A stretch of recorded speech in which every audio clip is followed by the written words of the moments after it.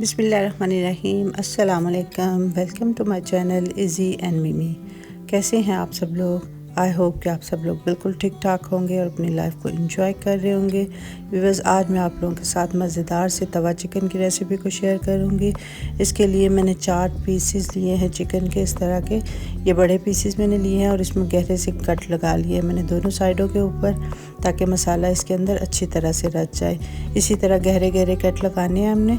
और इसके बाद मैंने इसमें ऐड किया है 2 टेबलस्पून के करीब दही है, एक आधा टीस्पून के करीब नमक है, 1 टीस्पून इसमें मैंने लाल मिर्च, हाफ़ टी स्पून गरम मसाला और हाफ़ टी स्पून इसमें मैंने काली मिर्च का पाउडर और थोड़ा सा फूड कलर डाल के 1 टेबलस्पून लेमन जूस ऐड किया। और इस मसाले को अच्छी तरह से मिक्स करके इन सारे पीसेस के ऊपर मैंने अच्छे से लगा दिया है। इसके कट्स के अंदर भी मैंने अच्छी तरह इसको मसाले को लगा दिया है। और इसको हम कम से कम भी 1 घंटे के लिए मैरिनेट होने के लिए रखेंगे। ज़्यादा टाइम हो तो आप ज़्यादा रखें, ज़्यादा अच्छे रिज़ल्ट आएंगे।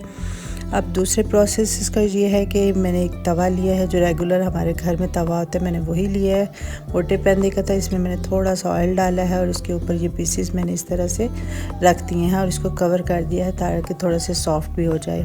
और अब जो मसाला बच गया था, इसमें मैंने 1 कप के करीब दही डाल दिया है, 2 टेबलस्पून अदरक लहसुन का पेस्ट, आधा चम्मच मैंने नमक का डाला है और 1 टेबलस्पून के करीब मैंने पेपरिका पाउडर डाला है, 1 टीस्पून गरम मसाला डाला है, हाफ़ टी स्पून इसमें मैंने धनिया पाउडर डाला है और 1 पिंच के करीब मैंने इसमें हल्दी डाली है। और इस सारे मसाले को हम दही के साथ मिक्स कर लेंगे और एक साइड पे रख देंगे।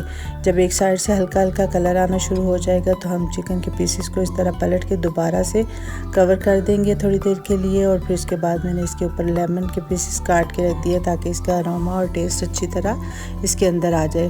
हमने इन पीसेस को अच्छी तरह से इस तरह ब्राउन मार्क आने तक फ्राई कर लेना है। इसके बाद हम इसको निकाल लेंगे तवे के ऊपर से। और तवे को मैंने ज़रा सा साफ़ कर लिया ताकि ये मसाला वगैरह जो जला हुआ है ये इसका फ्लेवर अंदर ना आए। जो पीसेस मैंने निकाले थे उसको मैंने स्मोक देने के लिए एक फॉइल पेपर रखा है, उसके ऊपर मैंने दहकता हुआ कोयला रख दिया है और थोड़ा सा ऑयल डाल के इसको कवर कर दिया है। अब दोबारा से उसी तवे के ऊपर मैंने ऑयल डाला है तकरीबन 1/4 कप। इसके ऊपर मैंने एक सब्ज़ मिर्च काट के इस तरह डाल दी है और थोड़ा सा इसको जब ये सौते हो गई थी तो इसके ऊपर मैंने वही चिकन के पीसेस दोबारा रख दिए थे। और जो मसाला हमने दही वाला तैयार किया था वो हम थोड़ा थोड़ा करके इसके ऊपर डालते जाएंगे और इसको इस मसाले के अंदर पकने देंगे और साथ साथ हम इसको पलटते भी रहेंगे।